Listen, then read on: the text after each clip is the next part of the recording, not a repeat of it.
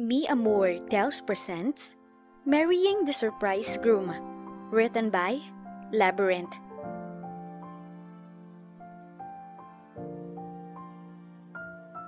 Ano bang pinagsasasabi mo, tita?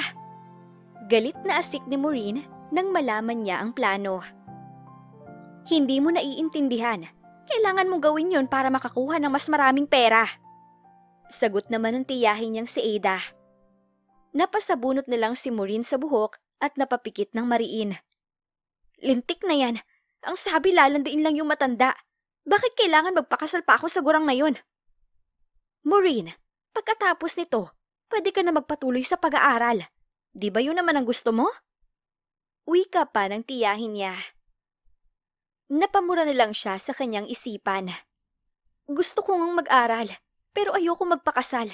Isa pa, paano mo ngayon lilinisin ang pangalan ko sa dami na pinagkakautangan mo? Malilinis naman yon kapag kasal na kayo ni Mr. Ferrer. Huwag ka nang panireklamo riyan. Para sa'yo rin naman yan. Walang ganang sagot ng tiyahin niya. Padabog ang naging galaw ni Maureen hanggang sa makaakit siya sa sariling silid. Ano ba namang klaseng buhay to? Ni hindi ko alam kung sisikatan pa ba ako ng araw bukas pagkatapos ng ipinapagawa nitong tiyahin ko. Mahigit 10 taon na ang nakalilipas, buhat nang mag-umpisa ang kalbaryo sa buhay niya. Matapos maipalibing ang kanyang mga magulang, ay napunta na siya sa kustodiya ng kanyang tiyahin. Buong akala niya ay magiging maayos ang lahat, pero isang araw, ang training na itinuturo sa kanya ang siyang magbibigay ng tiket papuntang kulungan. Kapag umalis ako, paniguradong ipapahanap ako ni tita sa boyfriend niyang pulis. Kapag naman hindi ako umalis sa lungga na to, maikakasal ako sa matandang pineperahan ni tita. Usal niya sa isipan. Ibinalot niya ang importanteng gamit na kailangan niya sa pagtakas. Maging ang punyal na regalo ng kanyang ama noong nabubuhay pa ito, ay isiniksik niya sa bulsa. Maingat ang bawat galaw niya, hanggang sa makalabas siya ng gate at makarating sa terminal. May biyahe pa po bang pa Ilocos ngayon? Tanong niya sa kahera. Wala, Ineng. Papunta sa Leyte ang biyahe natin ngayon. Mamaya pa ang biyaheng Ilocos. Sagot naman ng babae. Sige, Manang, kung saan na lang ang available. Turan niya at saka nag-abot ng pera. Naupo pa siya sa waiting area nang matanaw niya ang isa sa mga tauhan ng kanyang tiyahin. Kapag minamalas ka nga naman, bulong niya. Sa kabilang banda, kilala si Logan Marco Gutierrez bilang bilyonaryong matinik sa babae. Para siyang nangongolekta ng mga babae sa dami na ng kanyang naikama. At ni minsan ay hindi pa nagmintis ang karisma niya. Sinabi ko nang nasa bakasyon ako ng 3 buwan. Sira ba yung tenga mo? Natatawang sabi ni Logan sa pinsan niyang si Dari. Bro, anong 3 buwan? Kailangan ka nga sa trabaho.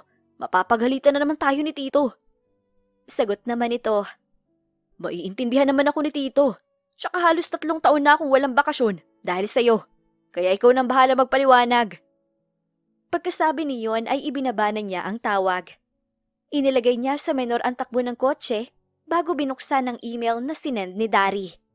Nang mapansin niyang may lumabas na babae galing sa damuhan at tumama sa bumper niya bago pa siya makapreno.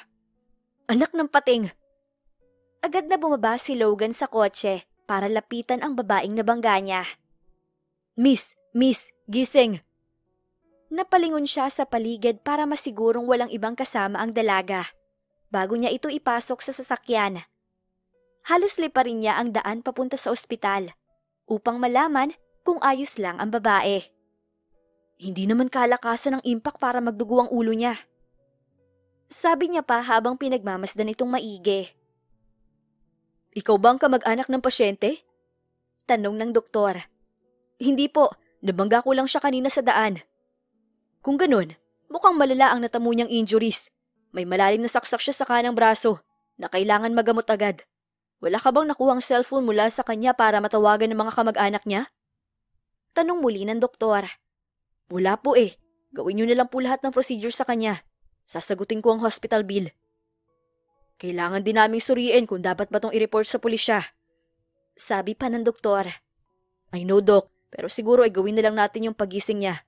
Dahil hindi naman natin alam kung saan niya nakuha ang sugat niya na yan. Isa lang ang sigurado ko, hindi yan dahil sa bumper ng sasakyan ko, dahil nakapreno naman ako agad. Hindi na nag-aksaya ng panahon ng doktor at inumpisahan ng gamutin ng babae. Ilang oras pang itinagal bago siya papasukin ng doktor sa silid ng dalaga. Gaya ng inaasahan niya, ay wala pa rin itong malay at purnada rin ang pambababae niya ngayong gabi. Nasaan ako? Agad na napalingon si Logan sa babaeng nakahiga sa kama. Nilapitan niya ito at pinagmasdan. Nasa ospital ka. Nabangga kita kaninang umaga kaya ka narito. Anong pangalan mo? Anong pangalan ko? Anito. Anong pangalan ko? Don't tell me you don't know your name? Tanong niya rito. Mukhang may tama pa yata sa utak ang babaeng to. Sayang, ang ganda pa naman. Aniya sa isip. Hindi ko alam ang pangalan ko. Lumuluhang tura ng babae at bigla na lang nanginig sa kaba. Damit, kumalma ka. Tatawagin ko lang ang doktor. Mabilis siyang lumabas para tawagin ang doktor. Pagbalik nila ay humahagulhol na ang babae.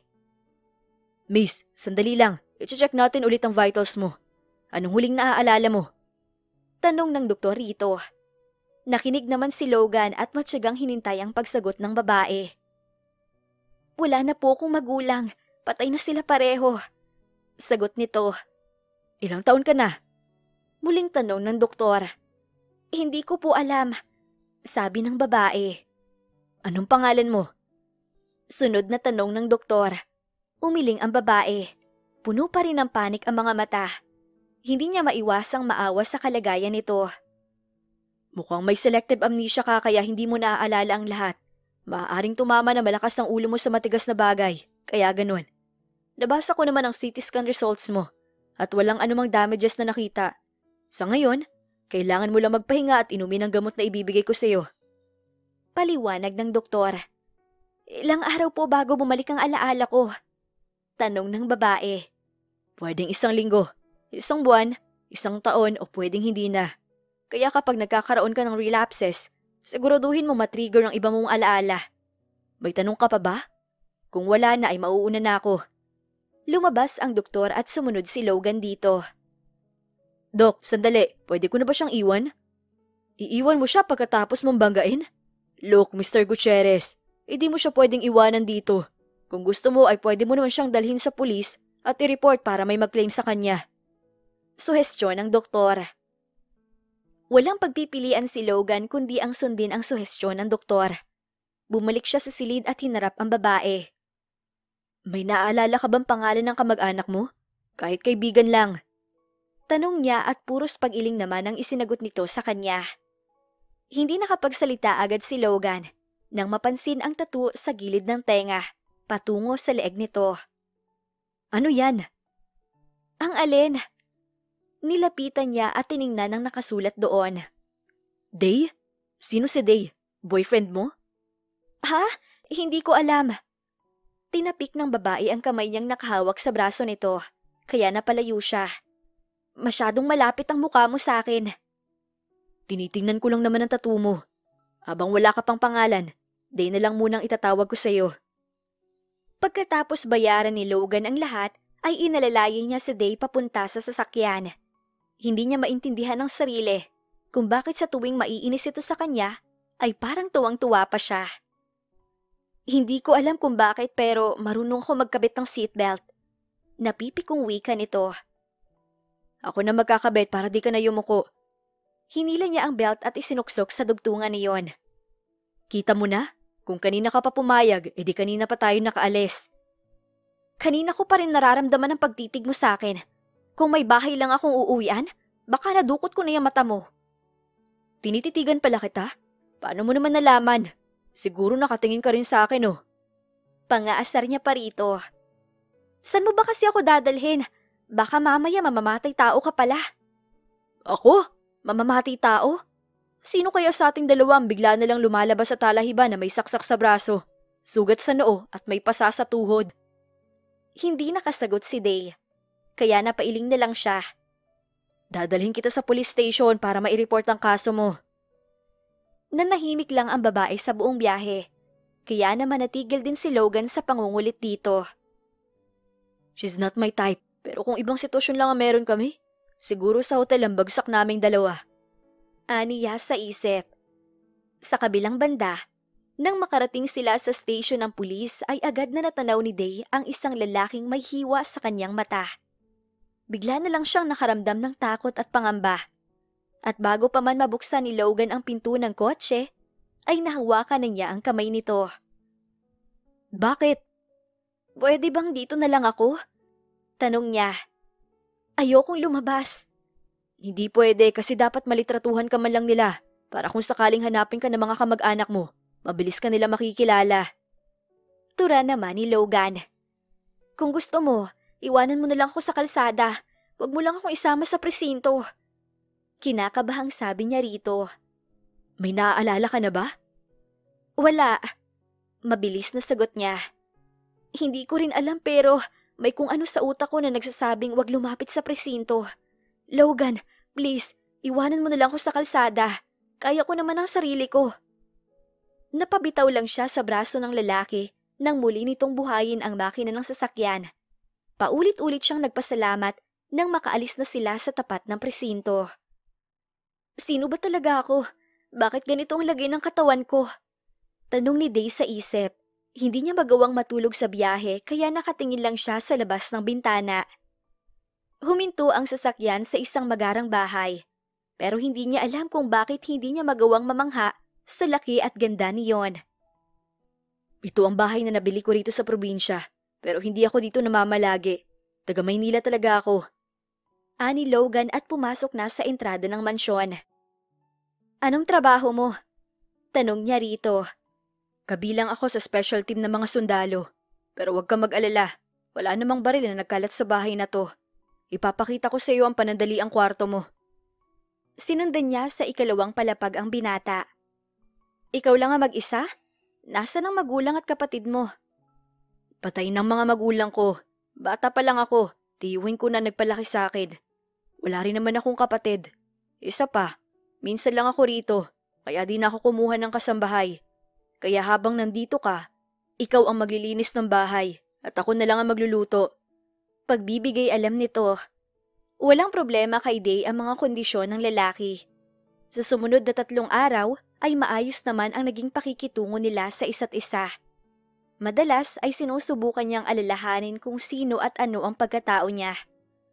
Pero kada susubukan niyang isipin ang lahat, ay lalo lang sumasakit ang ulo niya. May kapatid kaya ako? Paano pala kung mayaman kami kaya sanay ako sa mamahaling gamit na nandito? Pero kung tama ang sinabi ni Logan, bakit ako nasa talahiban at may sugat sa braso? Hindi kaya may nagbabalak pumatay sa akin? Napahawak na lang sa sentido si Day at ipinilig ang kanyang ulo. Tinatakot ko lang ang sarili ko. Mabuti pa, uminom na lang ako ng gatas. Dahan-dahan niyang binuksan ang pinto at mabilis na kumuha ng gatas sa kusina. Pagbalik niya sa silid, ay may kung anong huni siyang narinig. Kaya sinubukan niyang idikit ang tenga sa dingding para mas marinig ang ingay. Sigurado ka ba? Rinig niyang tanong ng isang lalaki. Kanina pa ako nakahanda para sa'yo. Sagot naman ng babae. Agad na inilayo ni Day ang kanyang tenga sa dingding. Napataki pa siya ng bibig nang mapagtanto kung ano ang kanyang natuklasan. Kung bakit naman kasi sa guest room na nasa tabi ng silid niya ang mga ito eh. Hindi naman doon ang kwarto ni Logan. Mga lalaki talaga. Mahinang usal niya at naglock ng pinto. Pag-upo niya sa kama ay napapikit siya at napahawak sa noo. Bigla nilang may imaheng lumitaw na tila galing sa kanyang alaala. Isang lalaking walang malay na nakahiga sa kama. Tumayo siya at kinuha ang pitaka nito. Napansin niya pang tumatawag ang asawa ng lalaki, kaya napailing na lang siya. Mga lalaki talaga, ang hirap pagkatiwalaan. Aniya. Agad siyang nagdilat at napahawak sa kanyang dibdib. Hindi ko kayang gawin ng ganon. Dahil sa eksenang biglang bumalik sa isip niya, ay hindi siya nakatulog ng maayos. Pagkalipas ng ilang araw. Namumutla ka na. Kumakain ka ba na maayos? Tanong ni Logan sa kanya kinabukasan. Kumakain ako ng maayos, pero hindi ako makatulog ng maayos. Bakit? Bumabalik na ba ang mga alaala mo? Tanong nito. Hindi pa, pero kada gabi, ang ingay-ingay niyo na babae mo. Hindi ba pwedeng doon na lang kayo sa kwarto mo gumawa ng milagro? Inis na sagot niya. Hindi pwede sa kwarto ko, hindi ko naman asawa. Gusto mo, linisin mo yung stockroom para ron ka matulog. May aircon din naman doon. Napairap na lang si Day sa ere at ipinagpatuloy ang pagkain. Kung may ibang bahay lang, hindi talaga ako makikisama sa babaerong to. Aniya sa isip. Maureen Day Dantes, yun ang pangalan mo. Mabilis na napabalikwa si Day at nagtatakang tumingin sa binata. Paano mo nalaman? Alam mo ba kung may kapatid pa ako? Baka may iba pa akong kamag-anak. 24 ka na at wala kang kapatid. Pinapahanap ko pang ibang impormasyon tungkol sa iyo. Sa ngayon, tinutulungan ako ng pinsan ko para maibalik ka sa pamilya mo. Salamat. Babawi na lang ako sa iyo kapag kailangan mo. Seryosong sabi niya rito. Matapos iligpit ang pinagkainan, ay pinuntahan agad ni Day ang stockroom na sinasabi ni Logan. Punong-puno iyon ng alikabok, kaya naman sinimulan niyang punasan at walisin ang bawat sulok. Kung nag-hotel na lang kasi siya di sana hindi na ako naglilinis dito. Reklamo niya habang naglilinis. Dahil alanganing oras na ng hapon, ay siguradong nasa labas na naman si Logan para manungkit ng kung sinong babae. Kaya pumanhik siya sa silid nito upang kumuha ng panglinis sa CR nito kung nasaan ang mga bleach at sabon nang mapatili siya. Anong putik? Nagsisisigaw siya nang makitang hubot-hubad si Logan habang naliligo sa banyo. Bakit hindi ka ba nagsasara? Agad siyang tumakbo pabalik sa stockroom at inis na sinipa-sipa ang mga kahon doon. Hindi pa nga nakakabalik ang alaala ko. May walang kwentang alaala na naman na pumalit. Nakakainis talagang lalaking yun.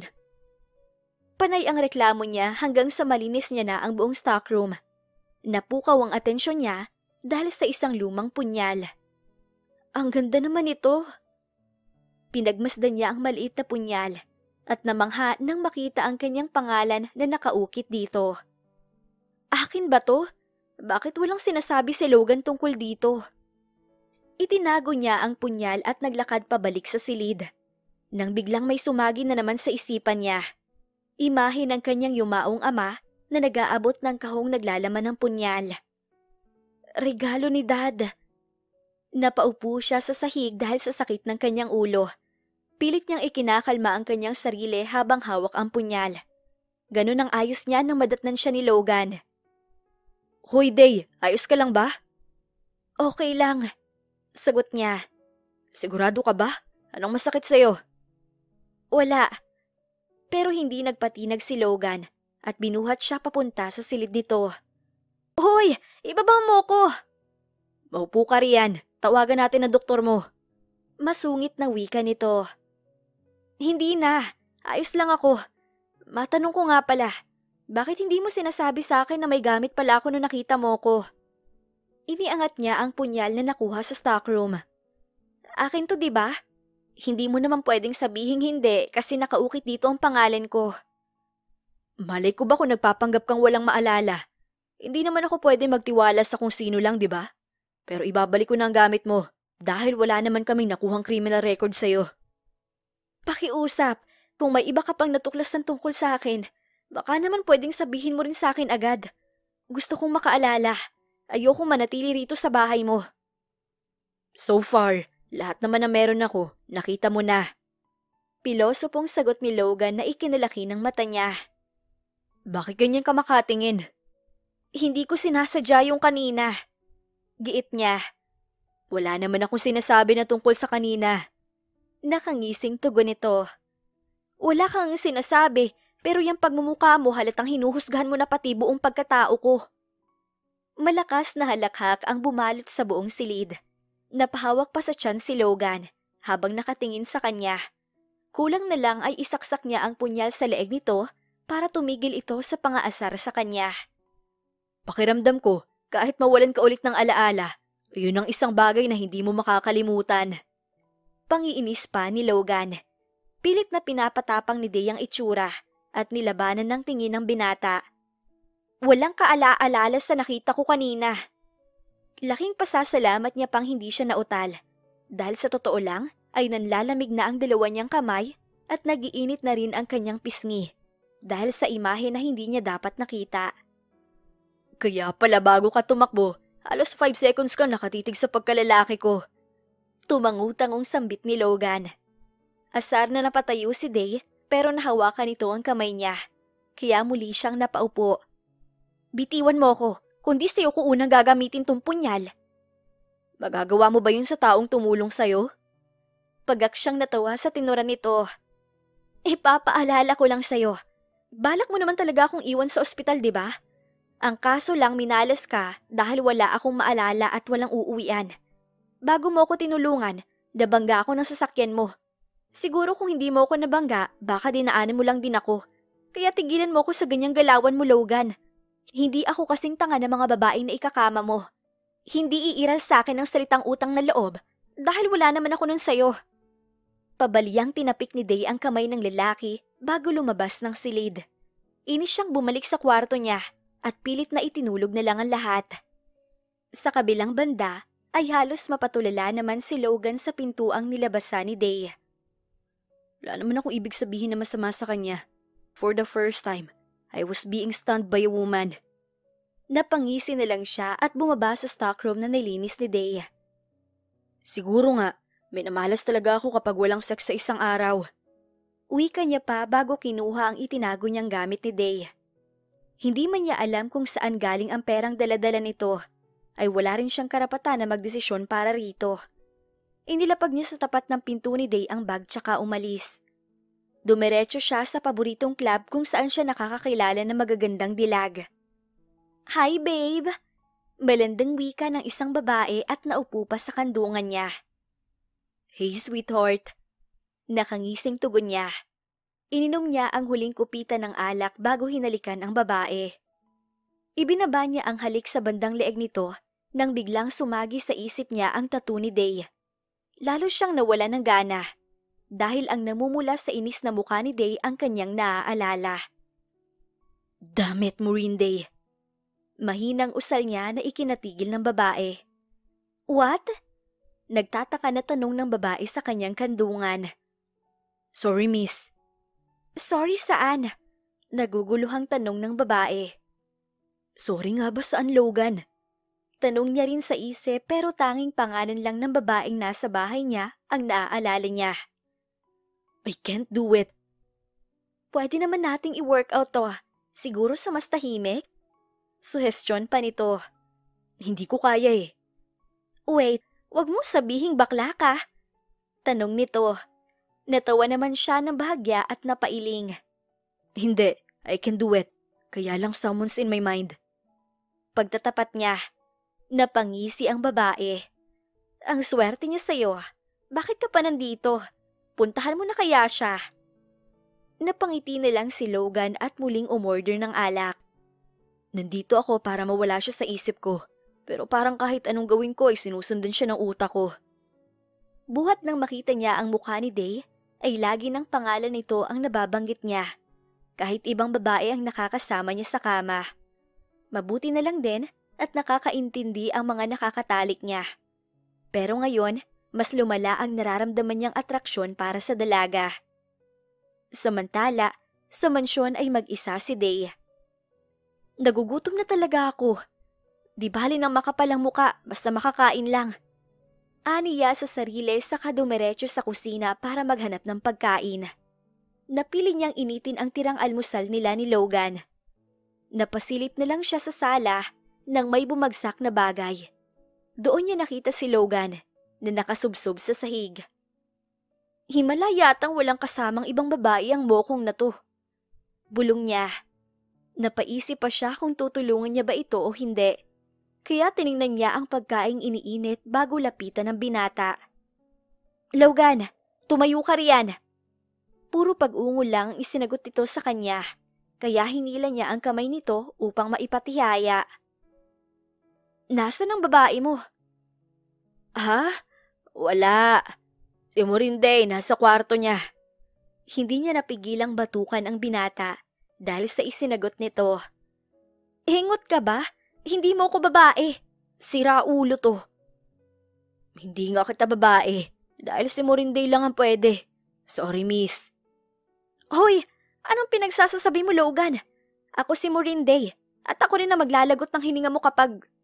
Inilapat ni Logan ang labi sa kanya at hinila siya pahiga sa tabi nito bago pumaibabaw. Anong nangyayari sa akin? Bakit hindi ako makagalaw? Ramdam niya kung paano maglandas ang kamay ni Logan sa kanyang hita, paakyat sa ibaba ng kanyang dibdib. Napakagat pa siya sa kanyang labi nang halikan ni Logan ang parte ng leeg niya na may tattoo. May naaamoy ka ba? Lasing na tanong ni Logan. Napakunot naman ang noo niya at kusang namilog ang kanyang mga mata nang maalala ang iniinit niyang pagkain. Putik! Tabi! Agad siyang napabangon para patayin ang kalan. Sunog na ang pagkain ko. Inis na wika ni Day habang binababad sa tubig ang kawali. Paano ba naman kasi inuna pa ang landi? Bulong ng isang parte ng kanyang isipan. Napahawak pa siya sa tattoo na hinalikan ni Logan. Doon, biglang kumabog ang dibdib niya dahil sa hindi malamang dahilan. Kinabukasan, nagising na lang si Logan na nasa sahig siya. Lintik, ang sakit ng katawan ko. Mahinang usal niya. Pagkakita niya sa upuan ay bigla siyang may naalala. Kaya hinanap niya si Day upang magtanong. Hindi na kita ginising. Mukhang masarap ang tulog mo eh. Walang ganang wika ni Day. Kagabi, may kasama ba akong babae? Wala. Himala nga eh. Mukhang natakot na yata sa'yo ang mga babae ron. Baka akala may HIV ka. Pilosopong sagot nito. Malinis ako. Tsaka hindi ako nakikipag-intercourse ng walang proteksyon. Giit niya. Wala rin naman akong pake. Magsabi ka nga ng totoo. Naghalikan ba tayo kagabi? Bigla na lang naibuga ni Day ang kapeng iniinom nito. Kaya agad siyang napalapit para tapikin ang likod nito. Pero nang himasin niya ang likod ni Day, ay agad na namula ang mukha nito. Lumayo ka nga! Ano bang kalokohan ang naiisip mo? Asik nito at iniligpit na ang pinagkainan. Hindi naman nakapagsalita agad si Logan dahil sa sakit ng kanyang ulo. Pero nang nakatalikod na si Day, ay saka siya may napuna. Bakit may pula sa leeg nun? Sa kabilang banda ay hindi mapakali si Day. Nakakainis! Paano kung naalala niya pala yung kagabi? Eh di nakakahiya na ako. Buwisit talaga. Maktol niya habang tinitingnan ang refleksyon niya sa salamin. Wala siyang kahit anong makeup, kaya mahirap itago ang pulang markang ginawa ni Logan sa leeg niya. Hindi rin sapat ang mainit na telang hawak niya para maalis ang pamumula. May lahi ba siyang vampira? Halos buong araw siya sa loob ng kwarto para lang hindi makasalubong si Logan. Pero kung natiis niya ang gutom noong tanghali, ay nahirapan na siyang magtiis ng gutom ng gabi. Mukhang kakambal niya ang malas dahil pagbukas niya pa lang ng pinto ay kakalabas lang din ni Logan mula sa silid nito. Hindi ka kumain ng tanghalian. Wika nito. Hindi ako gutom. Sabay na tayong kumain ngayon. Ayoko. Mamaya na lang kapag... May itinatago ka ba sa akin, Morinday? Seryosong tanong ni Logan. Agad siyang napailing. Ano namang itatago ko sa'yo? Hindi ko alam. Ibang kinikilos mo. Para kang virgin na nagtatago dahil may nangyari sa atin kagabi. Sagot ng lalaki. Manahimik ka nga. Sabi ng wala eh. Eh di sumabay ka sa akin kumain ngayon. Nakangising sabi ni Logan. Sabay silang bumaba papuntang dining area. Habang naghahain si Day, ay hindi niya maiwasang mapailing dahil nakikita niyang pinagmamasdan siya ni Logan. Umayos ka nga! Iritableng sita niya sa lalaki. Ayos lang naman ako. Kapag hindi talaga ako nakapagpigil, tatamaan na sa akin ang lalaking to. Wala akong paki kung kabilang pa siya sa specialty mo anumang team. Asik niya sa isipan. Day, may sasabihin ako. Ani Logan nang nasa mesa na sila at naghahapunan. Hindi niya ito binalingan ng tingin. Bagkus sa pagkain lang ang atensyon niya. Nakikinig ako. Tingnan mo ko. Ani to. Tenga ang nakikinig, hindi mata. Narinig niya ang pagbuntong hininga ng lalaki bago ito nagsalita. Makukuha ko ng ibang details mo sa pinsan ko. Salamat. Sa kabalak sana kitang isama sa family gathering namin. Dagdag nito, bakit naman ako sasama? Hindi naman kita pwedeng iwanan dito. Sagot ng binata. Nag-angat ng tingin si Day. Logan, ilang araw muna akong naiiwang mag-isa rito. Wala namang bago kung iiwan mo ulit ako. Pagkalipas ng ilang araw ay naisama ni Logan si Day sa family gathering. Nakulitan siguro sa kanya ang babae, kaya pumayag na lang. Hindi ba nakakahiyang pumunta sa family gathering ang hindi naman member ng family? Tanong ni Day sa kanya habang nasa biyahe sila patungo sa bahay ng kanyang tiyahin. Hindi naman. Anong hindi naman? Hindi para sa'yo kasi kamag-anak ka. Ako. Napaangat na lang ang isang sulok ng labi ni Logan nang makita niyang umikot na naman ang mga mata ni Day dahil sa pagkainis sa kanya. Nang makarating sila sa bahay ng tiyahin niya, ay hinaklit niya ang kamay ni Day. Napatingin sa kanya ang babae, pero hindi ito nagsalita. Finally! My favorite nephew! Masayang bati ng kanyang tiya Esperanza. Sino naman itong magandang dilag na kasama mo? This is Maureen Day Dantes, may chaperone. Pabirong sagot niya. Natawa pa siya nang siniko siya ni Day.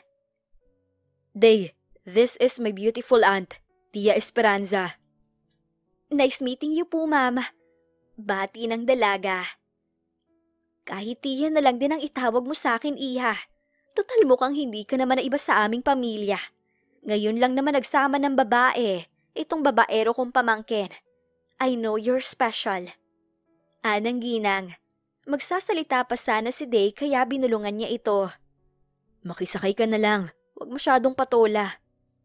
Sinamaan siya ng tingin ito, pero ibinalik niya ang atensyon sa kanyang tiya. By the way, napansin niyo po ba si Dari? Yeah, kasama niya ang Tito Philip mo. Tugon nito.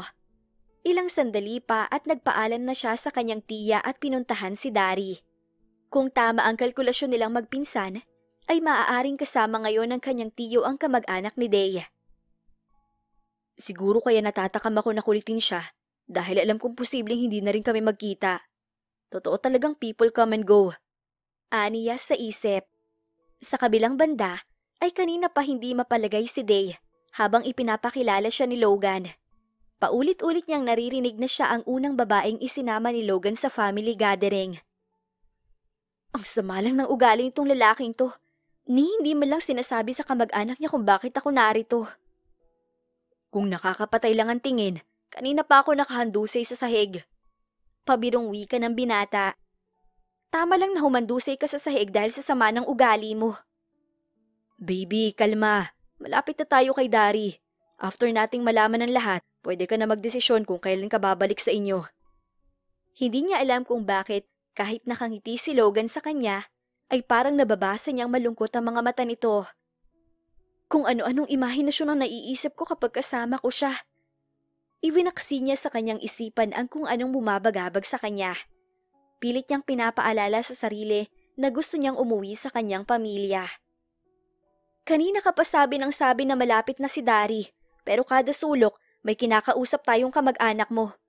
Konti na lang iisipin kung ipinapakilala mo na ako bilang nobya mo. Gusto mo ba? Ha? Hindi pa napoproseso ng utak niya ang sinabi ni Logan. Nang hawakan nito ang bewang niya at maingat na kinabig papunta sa katawan nito. Lalo lang siyang hindi makahinga dahil sa lapit ng kanilang muka. Anong ginagawa mo?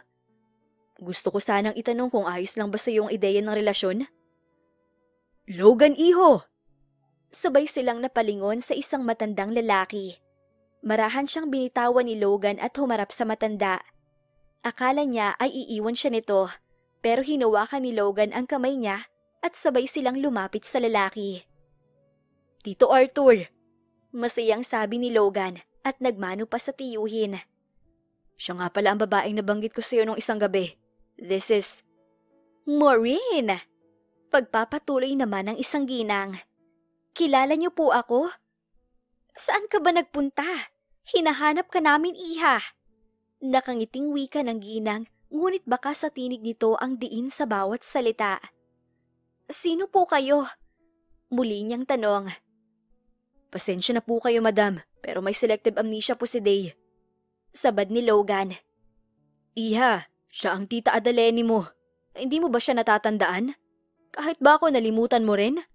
Baling sa kanya ng Tito Arthur ni Logan. Naguguluhang napatingin lang si Day kay Logan at mahigpit na napakapit sa kamay nito.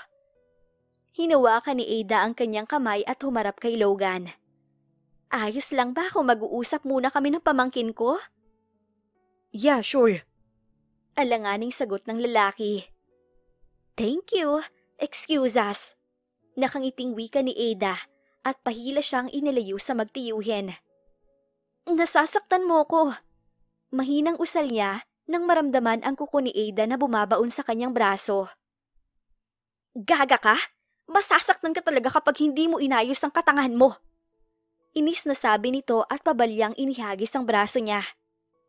Anong Day? Buang ka na ba? Maureen ang pangalan mo. Yun ang alam ni Mr. Ferrer.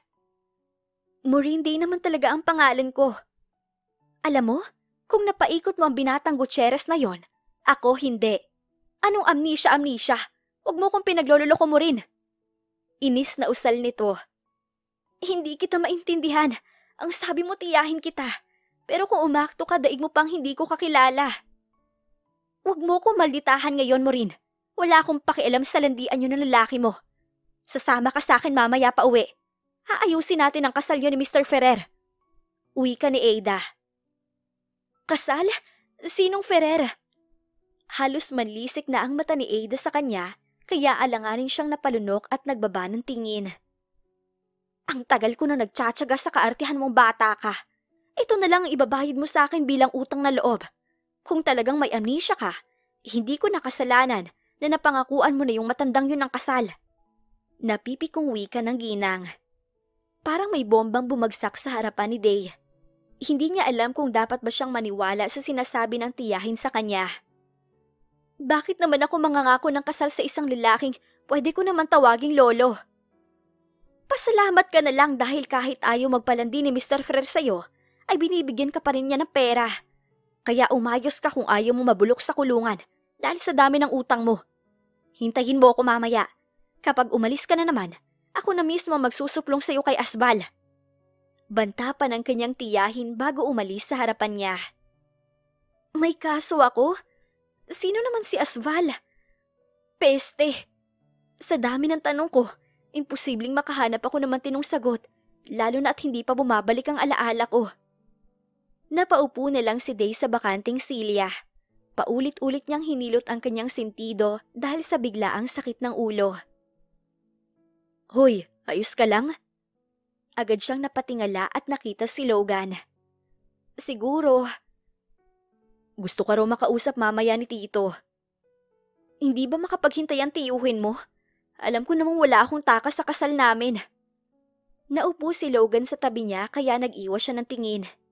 Ilang minutong katahimikan ang namayani sa pagitan nilang dalawa. Kakaiba rin talaga ang presensya ng lalaking to. Akalain mo ba namang kaya niya akong pakalmahin kahit na hindi siya nagsasalita? Aniya sa isip. Day, hindi masamang tao ang tito ko. Siya ang nagpalaki sa akin, kaya sigurado akong mabuti siyang tao. Kung ano man ang kasunduan niyo, sigurado akong ikaw ang may gusto nun. Dahil hindi basta papalitan ng tiyuhin ko ang namayapan niyang asawa kung wala siyang nakikitang kabutihan sa'yo. Litanya ni Logan. Wala akong maalala, Logan. Hindi ko alam kung nagmamahalan ba talaga kami o hindi. Ang gusto ko lang naman ay makauwi sa amin. Hindi ko naman alam na kapag nagkita kami ng tiyahin ko, ay biglang may kasalang magaganap. Ihilingin ko na lang siguro na alagaan mo ang tito ko, kahit wala ka pang naaalala sa nakaraan ninyo. Ani Logan. Sabihin mo nga sa akin, may alam ka ba sa nangyayari? O baka naman planado ang lahat ng to? Kung may alam ako, hindi ko tataluhin ang fiancé ng tiyuhin ko. Hindi kita hahalikan kung alam kong magiging tiyahin lang din kita. Isa pa, labas ako sa gusot mo. Sagot nito. Samantala, ay iniwan ni Logan si Day Matapos niyang masabi rito ang lahat ng saloobin niya.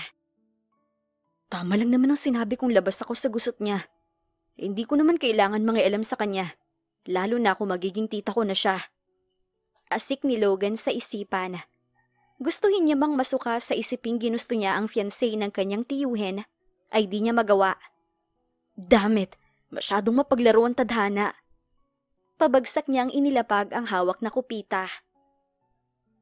Iho, anong ipinagdadabog mo? Natatawang tanong ni Arthur. Wala po. Sagot niya rito bago nagsali ng alak. Kumusta na nga palang usapan ninyo ni Adeleni? Maayos naman na. May hihingin sana ako sa iyong pabor tungkol kay Maureen. Tura ng kanyang tiyuhin. Napakunot ang noo niya nang marinig ang pangalan ng dalaga. What about her? May kailangan akong tapusing negosyo sa Espanya. Ayoko na sanang pabalikin si Maureen sa kanila. Kaya kung ayos lang sa'yo, ikaw muna ang magbantay sa kanya habang wala ako. Sabi nito. Paano ko naman babantayan ang babaeng yun? Kung parang sarili ko, dapat bantayan ko kapag kasama siya. Aniya sa isip. Napahimas na lang sa batok si Logan. Hindi ba pwedeng si Dari na lang? Kung gusto mo, ako na lang magtatrabaho nang ipupunta mo sa Espanya.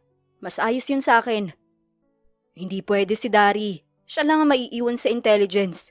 Hindi rin naman pwedeng ikaw ang mag-asikaso ng transaksyon ko sa Espanya. Kailangan ako rin ng personal. May mga cases kasing nakalatag doon na dapat kong bantayan. Tsaka diba, nakabakasyon ka pa? Sigurado naman akong hindi magiging pabigat si Maureen sa'yo. Babait na babae si Maureen Day. Litanya pa nito. Dito kasi, tatanggihan mo ba ang pabor ko? Napabuntong hininga na lang si Logan. Wala siyang tamang dahilan para hindian ang pabor na hinihingi ng kanyang tiyuhin. Siyempre hindi. Ikaw ang paborito kong tito eh. Natatawang sagot niya. Kailan po bang alis niyo? Napangiti sa kanya si Arthur at iniabot ang isang susi. Mamayang madaling araw. Mabilis na lumipas ang oras at nakarating si Day sa isang malaking mansyon na hindi kalayuan sa venue ng family gathering na dinaluhan niya. Hindi yata mauubusan ng ari-arian ng pamilya nila. Mukhang bawat sulok ng Pilipinas, may nakatago silang kayamanan. Komento niya sa isipan. Bilisan mo namang maglakad. Inis na sita ni Logan sa kanya. Napailing siya at sinundan ang binata. Buhat nang magsama sila sa sasakyan, ay hindi na nawala ang pagtatalo nilang dalawa. Hindi niya man gusto nang makasama si Logan, ay wala rin siyang pagpipilian. Bakit ba kasi hindi na lang ako isinama ng tito mo? Baka kasi pabigat ka. Pabalang na sagot naman ni Logan. Excuse me? Hindi na nagsalita ang lalaki hanggang sa makarating sila sa tapat ng isang silid. Ito na ba ang kwarto ko? Hindi, dun pa sa kabila. Iniligay ko lang talaga ang mga gamit mo rito para mahirapan ka. Pilosopong sagot nito. Alam mo, wala kang kwentang kausap. Inis na sabi niya saka pumasok sa silid. Pabagsak siyang naupo sa kama nang biglang nakaramdam siya ng hilo. Ipinikit niya ang kanyang mga mata at may kung anong imahe ang nakita niya. Tila isa sa memorya niya na inaabot niya kay Adeleni ang 3 credit cards. What the hell? Bakit ako magsusuot ng ganong klaseng damit na halos hubad na? Tinitigan niya ang sundress na kanyang suot ngayon. Malayo ang pagiging disente niya ngayon sa imahe ng kanyang nakaraan. Sino ba talaga ako? Nakatulugan na lang niya ang tanong na iyon. Sa mga sumunod na araw ay naging kaswal ang pakikitungo ni Day at Logan sa isa't isa. Para na lang silang boarder sa loob ng mansyon ni Arthur. Ang tanging ipinagpapasalamat na lang ni Day ay hindi na nagdadala si Logan ng babae, kaya wala nang ingay tuwing gabi. Para santo? Pagtukoy ni Day sa nakahandang ingredients sa mesa. Mula yan, gagawa lang ako ng cake. Sagot naman ng binata. Marunong ka? Hindi masyado. Nakakain naman yung dati kong gawa, pero hindi talaga ganoong kasarap. Gusto mo tulungan kita? Alok niya. Napataas ang isang kilay ni Logan habang nakatitig sa kanya. Marunong ka? Nakakaalala ka na? Wala pa akong naaalala, pero pakiramdam ko, Marunong akong gumawa ng cake. Nagdududa man si Logan sa kanya ay wala itong nagawa. Sinimulan niyang takali ng harina at haluin ang ibang sangkap. Mariin namang nakatingin ang binata sa kanya, kaya tinaasan niya ito ng isang kilay. Anong gagawin mo riyan? Sa'yo tong cake. Ang sabi ko tutulong lang ako. Pumunta ka rito. Aniya rito. Tinitingnan ko lang kung may lason kang ilalagay. Baka kasi malingat ako. Hindi na kita kailangan lasunin. Siguradong maraming ibang mas masama sa akin na mag-volunteer na burahin ka sa mundo. Nagkibit-balikat naman sa kanya si Logan at kinuha ang isang sirup. Masarap kaya kapag hinalo ang strawberry sa chocolate? Siguro. Tingnan natin. Ilang sandali pa ay natapos na nila ang base ng cake, kaya naghalo naman si Day ng gagawing chocolate. Inilaan niya ang buong atensyon sa pag-aayos ng toppings. Kaya napakunot ang noo niya nang hawakan ni Logan ang leeg niya. May lamok. Ulang ngiting sabi nito. May lamok ba? Oo, tsaka may dumi ka banda rito. Doon na naningkit ang mga mata ni Day nang maramdaman ang maligkit na likido sa kanyang pisngi. Bakit mo ko pinunasan ng feelings? Hindi ipinupunas ang feelings. Icing ang tawag dyan. Natatawang sagot naman ni Logan. Ah, ganun pala ha? Mabilis niyang hinawakan ng kamay ng binata upang hindi ito makalayo sa kanya. Agad niyang nilagyan ang mukha nito ng chocolate, maging ang leeg nito. Yan pa, bagay na bagay sa'yo. Mahihiya ang chocolate sa itim ng budhi mo. Lumayo si Day nang maubos ang chocolate icing. Tatayo na sana siya, pero agad na nahila ni Logan ang braso niya at isinandal siya sa ref. It's my time to shine. Ani Logan bago siya pinahira ng strawberry icing. Napuno ng halakhakan at tawanan ang buong kusina. Namalayan na lang ni Day na nasa sahig na siya habang nasa ibabaw niya si Logan dahil sa pagtunog ng oven. Sobrang awkward ng posisyon namin. Paano ba ako napunta sa sahig? Tanong niya pa sa isipan. Hindi niya malaman kung nahihilo ba siya o talagang bumaba ang mukha ni Logan sa kanya. Anong gagawin ko? Tanong niya pa rin sa isip. Napapikit na lang siya at hinintay na tumama ang labi ng binata sa labi niya. Ngunit ilang sandali pa ay naramdaman niyang wala nang nakapatong sa kanya at napadilat siya ng mata. Para siyang pinaliguan na nagyayalong tubig dahil sa hiya nang makita niyang nakatayo na si Logan sa tapat ng oven. Sa kabilang banda ay laking pasasalamat na lang ni Logan nang matapos nila ang pagpaprepara ng cake. Isinama niya si Day sa kanyang pupuntahan. Pagkatapos, para naman mabawasan ang ilangan sa pagitan nila. Muntik na talaga yan. Kung hindi pa dahil sa oven ay baka hindi ko na napigilan ang sarili ko. Inis na asik niya sa isip. Dahan-dahan ka naman sa pagdadrive. Parang biyaheng langit na tong ginagawa mo eh. Di pa ako ready makipag face to face kay God. Wala pa nga mga alaala ko eh. Sita ni Day sa kanya. Sorry. Turan niya at inilagay sa menor ang takbo ng sasakyan. Kung ako sa'yo, matutulog muna ako. Malayo pa tayo sa pupuntahan natin. Mukha namang nakuha sa isang salita niya ang dalaga at ipinikit nito ang mga mata. Panaka-naka niyang tinitigan si Day habang nagmamaneho.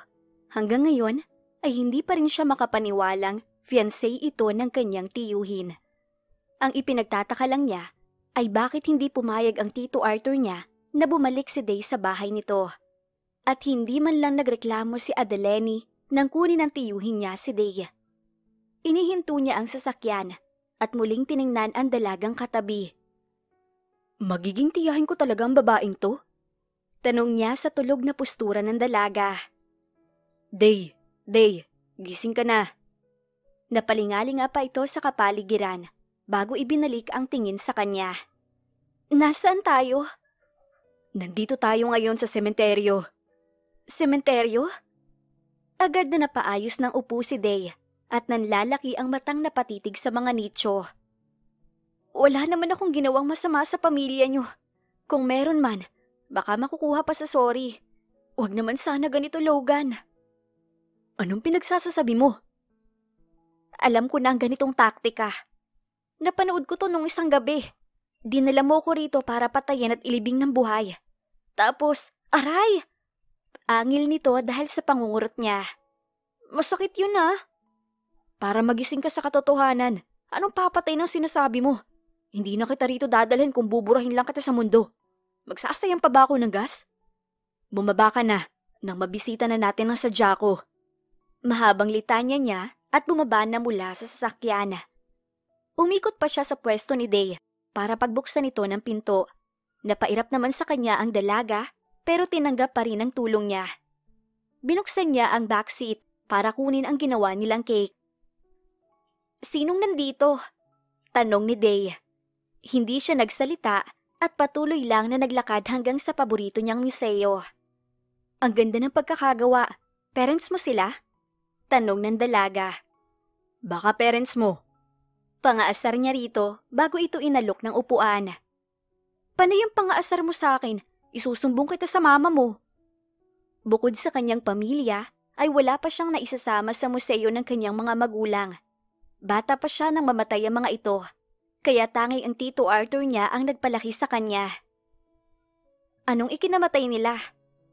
Aksidente, sa kotse. Tipid na sagot niya. Death anniversary ba nila ngayon kaya ka may cake? Tanong pang muli ng dalaga. Napatango na lang siya at inalis sa kahon ng cake. Nung araw na umalis si na mami, dapat pauwi na sila noon para mag-celebrate kami. Nag-request pa ako ng laruan, kaya naiba ang ruta nila. Sa mismong araw ng selebrasyon, binawian sila ng buhay. Sinindihan niya ang birthday candle. Happy birthday to me.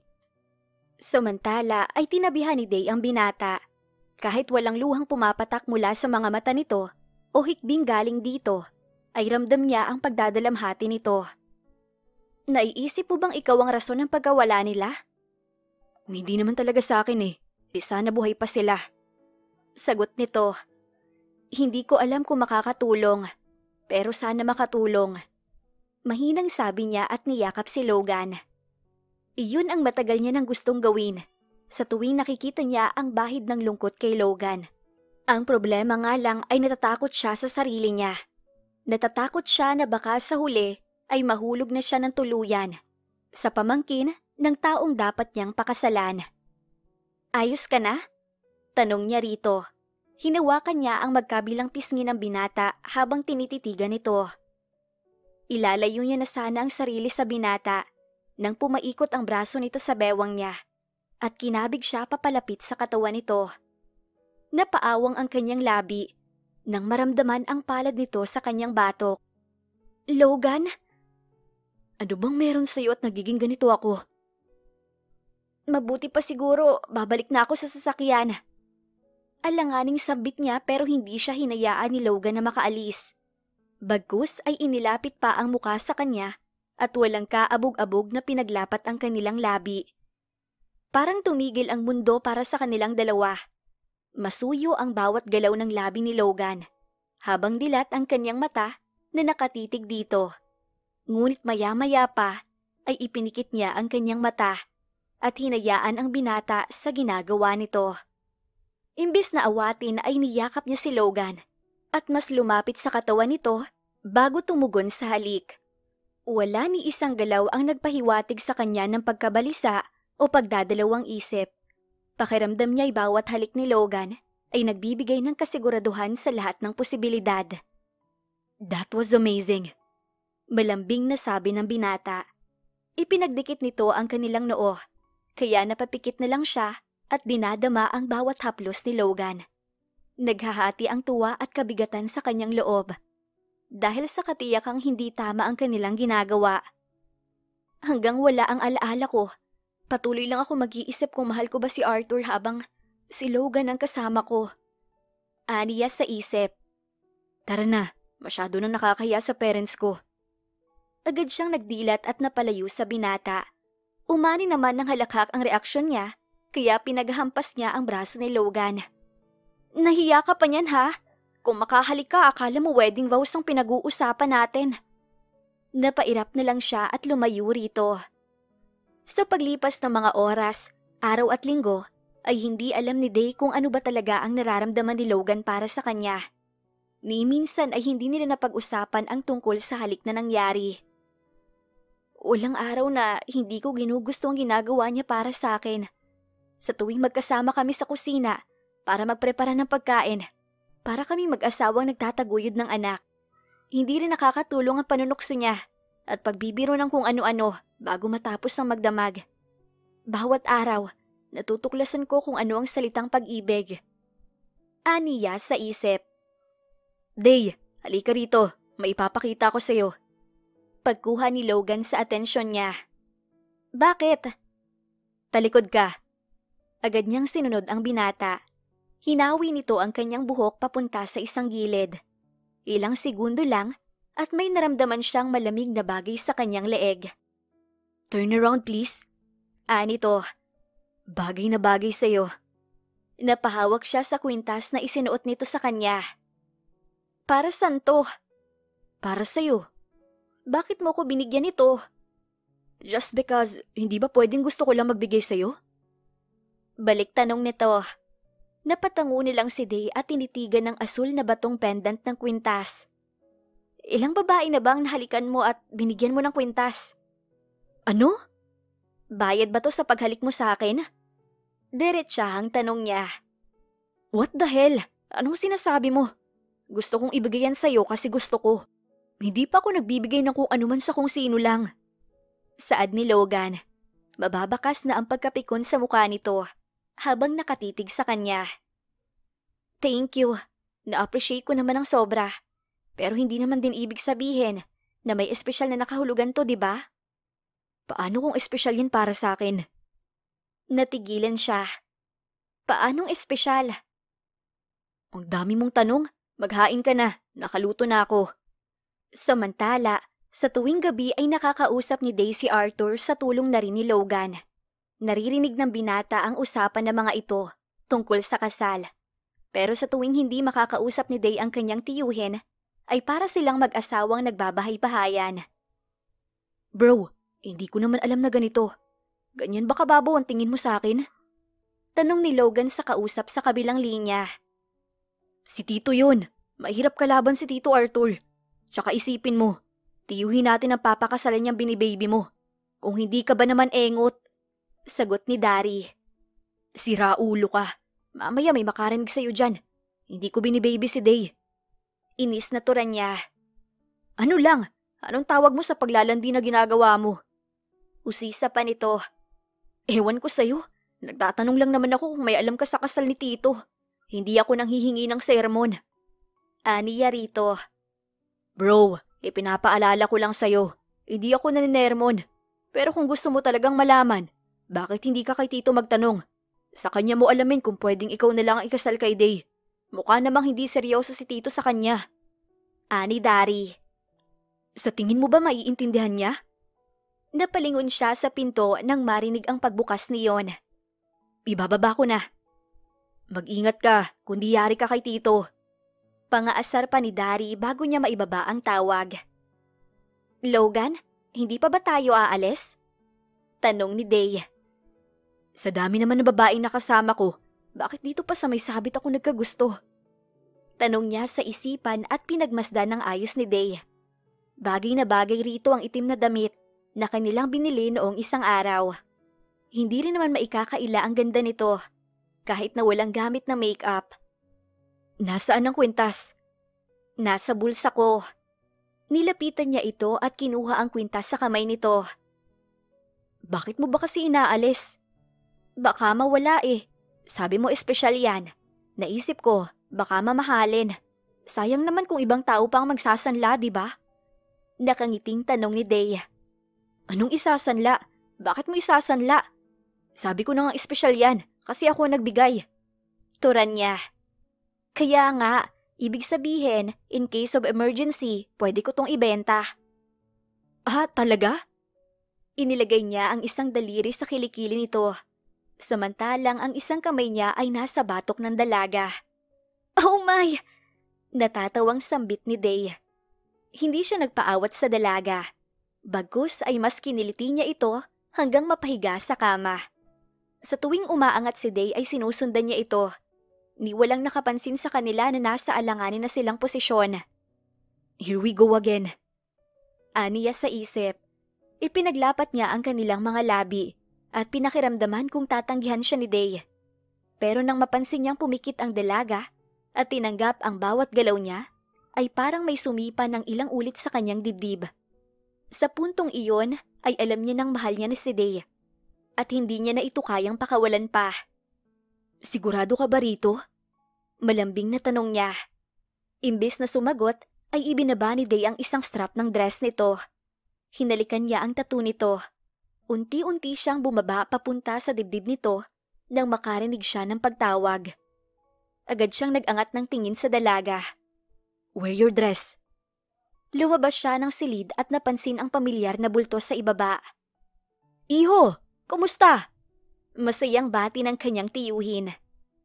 Bago pa man siya makasagot ay bumukas ang pinto ng silid na pinanggagalingan niya at iniluwa ang fiancé ng kanyang tiyo.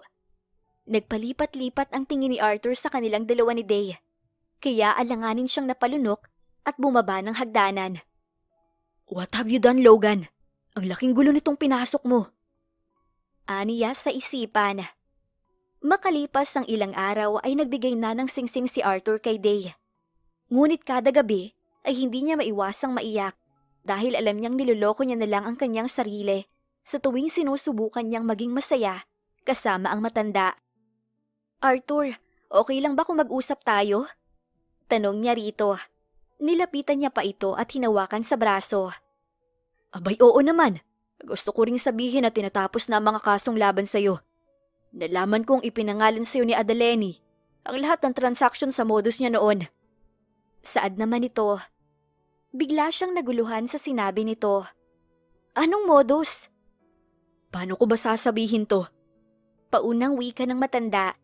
Napahimas pa ito sa batok bago ibinalik ang tingin sa kanya. "Nagkakilala tayo noon dahil sa tita mo at sa modus nyo. Kumbaga, ikaw ang nangaakit sa kung sino mang lalaki at asawa naman ni Adeleni ang bahalang magnakaw ng pera o cards ng biktima nyo."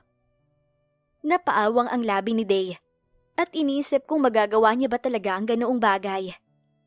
"Ano na nga sasabihin mo, Maureen?" Untag nito. Wala. Gusto ko lang sanang malaman kung imbitado rin ba si Tita Adeleni sa kasal." "Gusto mo bang naroon ang tiyahin mo?" Aniya ni Arthur. "Hindi ba siya makakapunta?" "Ikaw nga ang tinatanong ko. Kung gusto mong nandun si Adeleni, ayos lang naman sa akin. Pero kung ayaw mo, ayos lang din sa akin." Sagot nito. "Huwag ka sanang magagalit. Gusto kong malaman, totoo bang mahal kita noon?" "Gaya na nabanggit ko, nagkakilala tayo dahil sa modus ng tiyahin mo. Hindi ko rin masasagot ang tanong na yan dahil mahirap gawing basihan ang kilos mo sa tuwing magkasama tayo noon." Tura nito. May nangyari ba?" "Walang nangyari sa atin." Pagpuputol ni Arthur sa tanong niya. "Time will come and you will understand everything, Maureen. Sa ngayon, magtiwala ka muna sa akin dahil lahat ng ginagawa ko ay hindi lang para sa akin." Mabilis na natapos ang preparasyon para sa kasal ni Day at Arthur. Tuwing may aasikasuhin ang dalawa, ay roon lamang nakikita ni Logan si Day. Kasama siya ng mga ito sa pagpili ng mga disenyo, hanggang sa pagtikim ng wedding cake. Pero ni minsan ay hindi niya nakausap si Day. "Tito, nabisita po kayo?" Tanong ni Logan sa tiyuhin na bigla na lamang dumating sa bahay niya. "Anong ginagawa mo sa sarili mo, Logan? Ano tong nalalaman ko na pinapabayaan mo raw ang sarili mo?" Inis na balik tanong ni Arthur. Tinitigan siya nito at hinawakan pa ang kanyang damit. "Tingnan mo nga yung itsura mo. Maglinis ka ng katawan mo at mag-uusap tayo." Wala siyang nagawa kundi sundin ang kanyang tiyuhin. Pagbalik niya ay prente na itong nakaupo sa sofa. "Napadalaw ka, Tito. Sabihin mo nga sa akin, nagkausap na ba kayo ni Maureen?" Tanong nito. Napataas ang kanyang kilay at bahagyang natawa. "Hindi po. Wala rin naman kaming dapat pag-usapan." Napabuntong hininga si Arthur. "Bakit, Tito? May ginawa ba siyang kalokohan?" "Wala.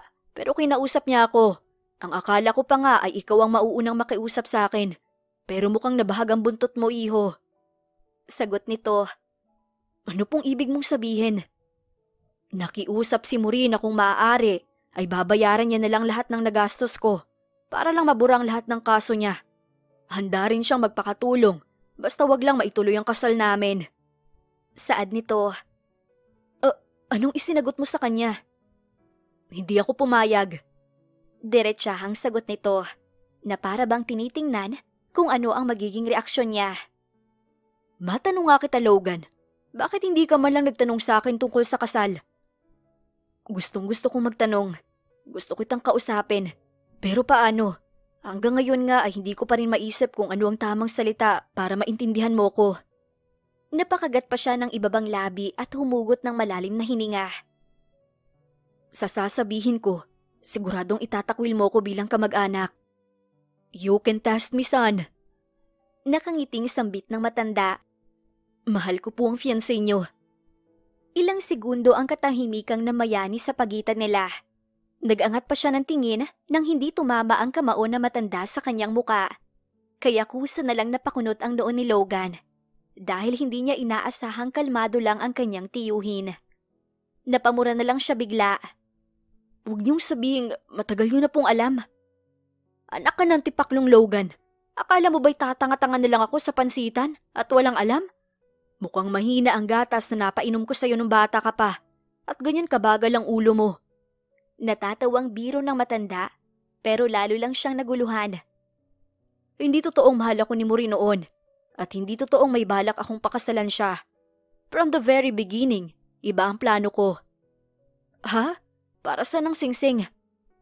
Singsing iyon na mama mo. Unang kita ko pa lang sa inyo. Alam kong iba na ang pagtingin mo kay Maureen. Anang kanyang tiyuhin. Akala ko ba? Puro ka akala. Akala ko rin ipaglalaban mo si Maureen, pero hindi mo ginawa. Paano kung loko-loko ako at pinakasalin ko talaga ang babaeng mahal mo? Dito ka lang magmumukmok? Iritableng sabi pa nito. Papunta talaga ako sa iyo kanina. Gusto ko lang talagang mabalitaan mong nasisira ang mundo ko dahil sa plano mong pagpapakasal. Nakangising sagot niya. Matanong ko lang, para saan ang kasal na inaasikaso natin? Alam kong malapit ko nang sundan ng kapatid ko sa langit. Binilin ka niya sa akin, kaya di ako makapapayag na kung kani-kanino ka na lang nakikikama tuwing gabi. Makahulog ang litanya nito. Kaibigan namin ng tita mo ang ina ni Maureen. Kaya nung nakita ko siya sa isang club, agad ko siyang pinasundan. Nakakalungkot din namang isipin na yun ang estilo ng kanyang trabaho. Pero bakit naman kasalang napili mong paraan para matulungan siya? Pwede mo naman kaming kausapin ni Dari para matulungan ka sa problema niya. Usisa pa ni Logan. Hindi mo maiintindihan, iho. Ang nobyo ni Adeleni ay isang hepe at malakas ang kapit sa nakakataas. Wala akong balak na isugal ang buhay niyo ni Dari para mailigtas ang anak ng kaibigan ko. Habang naghahanap ako ng ebidensya, kinausap ko si Adeleni tungkol kay Maureen. Hanggang sa isang araw, gusto ni Adeleni na ipakasal si Maureen sa isang drug lord. Sa madaling salita, inako ko ang kasalan. Kaya noong makita kong in love ka na sa kanya, lalong dumali ang trabaho ko. Kinailangan kong tapusin ang lahat ng problema ni Maureen habang nasa Madrid ako. Kaya kay Dari lang ako kumukuha ng balita tungkol sa inyo. Paliwanag nito. Ang baliw na yun? Kaya naman palang lakas mang asar. Natawa naman sa kanya ang tiyuhin. Isa pa pala, nakakaalala ng muli si Maureen. Dumating na ang araw na pinakakinatatakutan ni Day. Ang araw ng mismong kasal niya. This is it. Naluluhang usal niya habang nakatitig sa pintuan. Ilang gabi niyang pinag-isipan ang kanyang desisyon. Pero nang bumalik ang kanyang alaala, ay lalo lang siyang nahiya kay Arthur. Bumukas ang pinto ng simbahan at tumugtog ang paboritong musika niya. Hindi man niya kilala ang bisita, ay sinikap niyang ngumiti habang papalapit sa altar. Gusto kong tumakbo papalabas ng simbahang to, pero paniguradong sa kulungan ng bagsak ko. Aniya sa isip. Halos maistatwa siya nang makitang nakangiti si Logan sa tabi ni Arthur. Naisip niya na lang na siguro nga'y hindi talaga siya nito mahal, para ipaubaya lang siya sa ibang lalaki. Hindi man lang siya nito ipinaglaban. Lalong lumawak ang ngiti sa labi ni Arthur nang makalapit siya rito. Hinawakan nito ang kamay niya bago siya niyakap. "Best wishes, Iha." Bulong pa nito. Parang nabitin sa ere lahat ng kanyang luha nang iniakay siya ni Arthur papalapit kay Logan. Nagpalingali nga pa siya ng tingin sa kapaligiran, pero nabalik din agad sa binata ang kanyang atensyon nang hagkan nito ang kamay niya. "Nandito na ako sa harapan mo. Naghahanap ka pa ng iba?" Ani Logan. "Anong nangyayari?" "Sabihin na nating mahal kita at mahal mo ko. Kaya nandito tayo sa harap ng simbahan para magsumpaan. Ang tanong, tatanggapin mo ba?" Kung kanina'y dahil sa lungkot ang kanyang pagluha, ngayon nama'y dahil sa kakaibang saya. Pakiramdam niya ay nasa isa siyang pelikula at siya ang bida. "Ang tipid mo naman, magkasabay ang proposal at wedding day mo." "Hindi naman sa..." "Yes, tinatanggap ko ang alok mo." Lalapitan sana siya ni Logan para halikan, nang biglang tumikim ang pari. Napailing na lang si Day nang sumimangot si Logan at bumulong ng kung ano. "Mukhang hindi marunong maghintay si Mister." Pangaasar naman ng pari na ikinatawa ng mga bisita. "Ang seremonyas ng kasal ay binabasbasan at sinang-ayunan ng bawat partido. Ito ay upang bigyan ng biyaya ang dalawang taong nais magsumpaan ng kanilang habang buhay." Kinuha ng pari ang buklet at bumaling kay Logan. "Ikaw ba, Logan Marco Gutierrez, ay nanunumpang sasamahan si Morinday Dantes? Sa pagsubok man o ginhawa?" "I do, Father." Mabilis na sagot ni Logan. "Ikaw, Morinday Dantes, nangangako ka bang sasamahan mo si Logan Marco Gutierrez sa gitna ng kalungkutan o kasiyahan?" Tanong naman ng pari sa kanya. "I do." Muling humarap ang pari kay Logan. "Ang pag-aasawa ay hindi kaning mainit na maaari mong isubo at iluwa kung ikaw ay mapapaso. Ikaw lalaki, ipinapangako mo ba sa harap ng simbahang ito na hindi mo iiwan si Morinday Dantes? Sa kabila ng pagsubok na mararanasan? Sa sakit o sa kalusugan?" "I do." Muling sambit ni Logan. "Ikaw babae, ipinapangako mo ba sa harap ng simbahang ito na hindi mo iiwan si Logan Marco Gutierrez? Sa kabila ng pagsubok na mararanasan? Sa sakit o kalusugan?" Baling sa kanya ng pari. "I do, Father." Nakangiting wika niya. "Kung gayon, maaari na kayong magpalitan ng singsing at ialay ang pangako sa isa't isa." Wika ng pari. Iniabot naman ng dalawang ring bearer ang singsing sa kanila bago sila nagbigay ng sumpaan sa isa't isa. Napuno ng kagalakan ang buong simbahan matapos nilang isuot ang mga singsing na tanda ng pagmamahalan. "Biyayaan nawa kayo na masayang pamilya at malulusog na supling sa inyong pagsasama. Saksi ang lahat ng naririto sa inyong kasal na siyang nagpapatibay ng inyong relasyon. Bilang isa sa kinatawan ng simbahang ito at sa basbas ng poong may kapal, sina Logan Marco Gutierrez at Morinday Dantes ay ganap ng mag-asawa. You may now kiss the bride." Nakangiting tura ng pari. Iniangat ni Logan ang kanyang belo bago siya kinabig at siniil ng halik. Nagpalakpakan at naghiyawan naman ang mga bisita nang halos mapaliyad na siya sa pagkasabik ng kanyang asawa. "Marami ka pang ipapaliwanag sa akin." Wika niya nang putulin ni Logan ang halik. "Mamaya ako magpapaliwanag. Ang importante, akin ka at sayong-sayo ako." Sagot nito at kumindat pa. "I love you, Mrs. Gutierrez." "I love you too, retard womanizer." Sa kalagitnaan ng wedding after party ay agad siyang itinakas ni Logan at sinimulan nilang bumuo ng tagapagmana. Namangha na lang din siya sa sarili dahil naintindihan niya ang paliwanag ng kanyang mister sa gitna ng pagsisiping. Wala pang isang taon ang lumipas at nagbunga ang walang kapaguran nilang pag-honeymoon. 3 malulusog na supling na siyang nagbigay sa kanila ng tanglaw sa bawat taon ng pagsasama. "Ano na naman yung iginagapang ng kamay mo?" Inaantok na tura ni Day. "Kang mag-alala, napatulog ko ng mga bata, kaya ikaw naman ngayon ang aasikasuhin ko. Massage kita para maampat ang pagod mo." Napangiti na lang siya at hinayaan si Logan sa kagustuhan nito. Bagamat walang perpektong pamilya, alam ni Day na sapat ang pagmamahalan nila para sa isa't isa. Siya ang itinuturing na karma ni Logan, pero para sa kanya, si Logan ang lalaking katapat niya. They serve as each other's better half. The end. Kung nagustuhan ninyo ang aming istorya, ay huwag kalimutan na mag-like at subscribe. Salamat sa pakikinig.